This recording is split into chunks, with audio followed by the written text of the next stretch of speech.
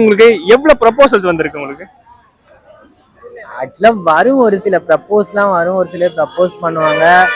ஆக்சுவலா எல்லாரும் உண்மையா தான் ப்ரப்போஸ் பண்ணுவாங்கன்னு எனக்கு தெரியாது.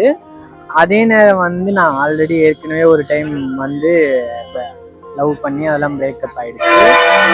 அது இல்லாம என்னோட கம்யூனிட்டியை பொறுத்த வரைக்கும் டிரான்ஜெண்டர்ல திருநங்கை காதல்னாலே அது ஒரு தீவிரவாத காதலா இருக்கும். ரொம்ப ஆக்சுவலா ஒரு பொண்ணு ஒரு பையனை லவ் பண்றதை விட திருநங்கை ரொம்ப அதீதமான காதலை வெளிப்படுத்துவாங்க, அதீதமான அக்கறையை காட்டுவாங்க, அவங்களுக்கு தேவையான எல்லாமே பண்ணுவாங்க. ஆனா இறுதியில அவங்களுக்கு கிடைக்கிற விஷயம் என்னன்னா, நிறைய காயங்கள், நிறைய கஷ்டங்கள், நிறைய கண்ணீர். அதையும் விட ஹைலைட்டா போகணும்னா கடைசியா அவங்களோட முடிவு தற்கொலையா தான் இருக்கும். எங்க வீட்லயே ஒரு சில திருநங்கைகள் இந்த மாதிரி தற்கொலை எல்லாம் பண்ணியிருக்காங்க.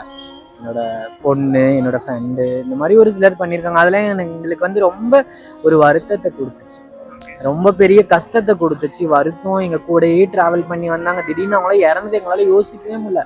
அவங்க இல்லை, அதுவும் இந்த மாதிரி லவ்ல போய் இறந்துட்டாங்க அப்படிங்கும்போது ரொம்ப கஷ்டமா இருக்கு.